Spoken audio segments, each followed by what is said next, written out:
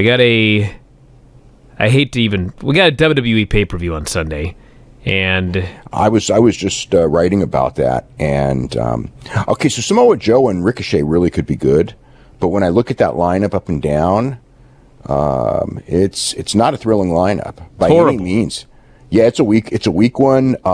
It's impossible to get excited about it.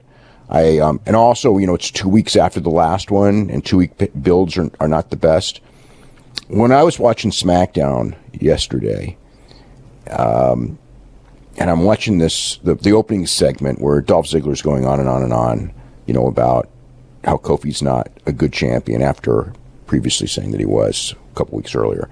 But it was just like this thing hit on me, and I'm watching Dolph Ziggler, and it's whenever they've done the Dolph Ziggler Kofi Kingston thing, it's these guys have been around forever, and they're forever mid-carders, and now we're supposed to buy them as world champions, even though they are promoting and pushing Kofi really well.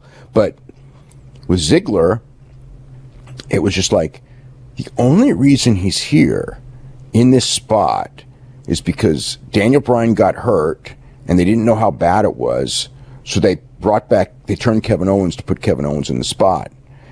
And then Kevin Owens wouldn't go to Saudi Arabia, so they had to put somebody else in the spot. So here we are.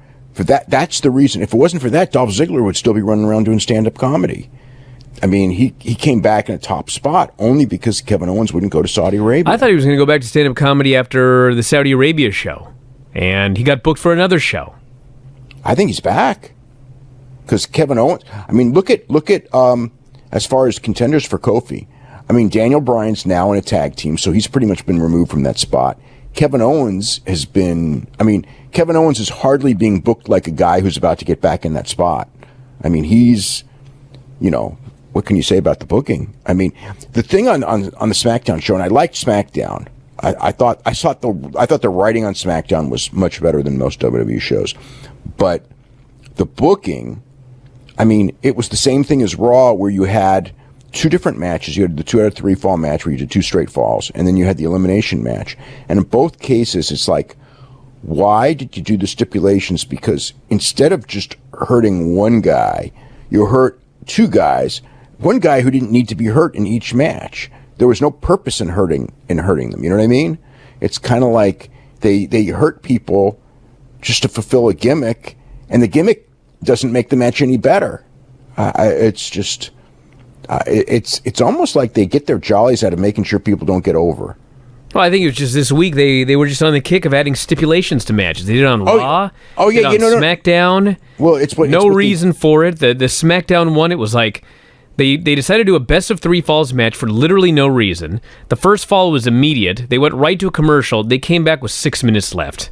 It was what? Why didn't you just do a match? Why? I know. Why do you need to do a 2-fall match when you have 8 minutes? When you have you have 30 seconds. I think that wasn't the fall in 7 seconds. Yeah, it was right when the bell rang. It was so close that Kevin Owens claimed the bell didn't ring, although they should have replayed the bell did ring. Yeah, they did 7 seconds, 4-minute commercial break, and they had 7 minutes, I think, to come back for the second fall. So they did the second fall. But the thing is okay, so you want to put Seth Rollins and Kofi Kingston over Owens and Zayn. Okay, that's fine. There's nothing wrong with that.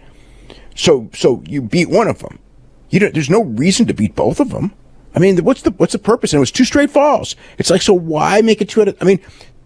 There was no reason whatsoever to make that 2 out of 3, other than, there's no, I guess they could say, well, they had with the commercial break between falls, it was a natural break, and so they had a pinfall, and then you had the commercial rather than start the match and then go right to the commercial like they usually do.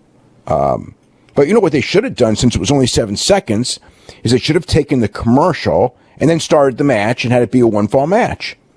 They could have taken the commercial like a minute earlier, or even do the intros. There's nothing wrong with doing the intros and then, going to the commercial and then coming back and then starting the match. That's fine.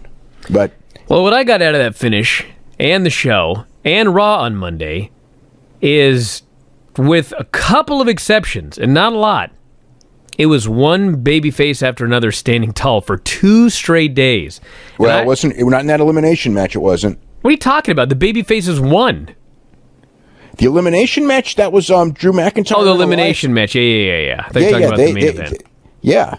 Well, anyway, the point of this is, like, I look at this card, and I can't imagine, like, Ziggler beating Kingston. I can't imagine Baron Corbin winning the title. I don't want to imagine. What a horrible idea that would be, but they could do it. Yeah. I look at this show, and I think that there's going to be a lot of heels going over on this show. I could even see Kofi winning, and Dolph cashes in on Kofi. You mean Brock Lesnar? Brock Lesnar, yes. I guess, yeah. I mean, they're pushing so hard he's going to cash in on Seth or Baron. That all I know is that I don't believe Brock's coming to Tacoma. I don't think he's coming to Tacoma.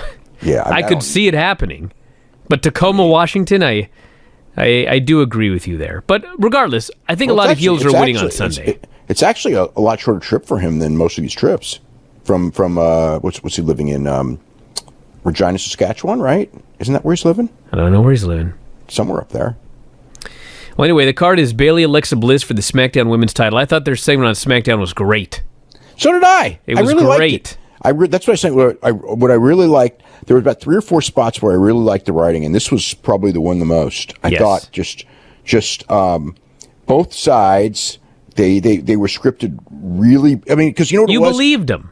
You believed every word that each of them said. Exactly. They gave you a storyline that had believability rather than this, like stuff where you hear a storyline and you go, this is so, there's no believability to it at all. They tried to weave it into believability. The other thing I liked was and it was just a simple, usually their humor's terrible, but when the thing with Matt Hardy and Senior Benjamin, and I grant you that is very, very inside, and you pretty much have to be a TNA fan to know it. I still thought that, I just thought that was really clever. Just a little cute thing. He sees Shelton Benjamin, he calls him Senior Benjamin. And there were a couple of other things during the show like that. But that's what I said. I liked the writing. It didn't help the ratings any, but, then again, it's not gonna. I mean, that's, if they have a string of good shows, it's not like the first good show is gonna, like, increase the ratings. The ratings will, you're gonna have a It's gonna be a long time. Well, this is going to be a long summer for ratings because this was the week they were supposed to bounce back, and boy, did that not happen. Well, let's finish this card, and we'll do the ratings. Roman Reigns, Drew McIntyre is a match. Nothing on the line. It could be good, although, I mean, I'm tempering that. I mean, normally I would look at that and go, on a pay-per-view, this will be a good match. But their match at WrestleMania was nothing special. So, actually, they have a lot to prove. I think that they'll probably have a good match. Speaking of nothing special, Becky Lynch is facing Lacey Evans again in a rematch of a match that was nothing special. Yeah, I don't expect this to be anything special again. I mean, do you think they could beat Becky Lynch again? Yeah, they could. Yeah. I don't think that Alexa Bliss will beat Bayley. I just don't think that'll happen. I mean, it could, but Lacey Evans beating Becky Lynch, I wouldn't do it. But I could see it. We got Seth Rollins and Baron Corbin for the title with a special guest referee that is yet to be announced. Yeah. So here's the other thing too. I think that when it comes to Seth Rollins and Baron Corbin and all 4 of these matches, the 4 championship matches that we've talked about. Okay, Seth Rollins and Baron Corbin we just saw in Saudi Arabia, and it was probably the weakest Seth Rollins match in a long time. So that makes me very excited to see it again. Kofi Kingston and Dolph Ziggler in Saudi Arabia was fine, but it was nothing special. It was fine. It was okay, but it was not a world championship match. In fact, if anything, it felt like on a world championship match level, it was mediocre at best, maybe even below mediocre. Becky Lynch and Lacey Evans as a championship match, by championship match standards, it sucked. And Bayley and Alexa Bliss, if you remember their matches before, they were terrible. So that's a great way, that gets me so excited for those 4 matches. I mean, Joe and Ricochet, by all means, should be great, but did you see the quotes from Kenta about wrestling in WWE? I did not. Okay, so he's in Japan. So basically, he said, They asked him like his memories, if he has anything good, any good memories about 205 Live. And he said, none. Well, he's an honest man. Yeah, but the thing he said was that, when he was, why he was so frustrated in WWE was that they kept telling him what he couldn't do, and they kept telling him what he had to do. And he said that he just got sick of it. And for whatever reason, that reminded me of like, I'm all excited about seeing Samoa Joe and Ricochet. And the problem is that they're going to tell those guys what they can do and what they can't do, as opposed to just letting them go out there and do it. If they just let them go out there and do it, the match is going to be excellent. I mean, like Ricochet against anybody is going to be excellent if it's just go out there and do it. But if they, micromanage the match, I mean, it's probably not going to be so great. New Day versus Kevin Owens and Sami Zayn. It's just a match. Boy, am I excited about that after the SmackDown main event. I know after they beat Kevin Owens and Sami Zayn in 2 straight falls, they gave them a lot of credibility. Yeah. And Tony Nese, Akira Tozawa, Drew Gulak in a triple threat for the Cruiserweight title. Mm. So the thing with it, it's every Cruiserweight championship match on every pay-per-view is always very good action and no crowd heat. It's like the story of the thing. And, Drew Gulak's really good. And, Tony Nese technically is really good. He doesn't have a lot of personality, but he's in the ring, move for move and everything like that. He's very good. And Tozawa's actually great. But, it's, I wouldn't be surprised if it ends up in the pre-show. It doesn't seem like it always is.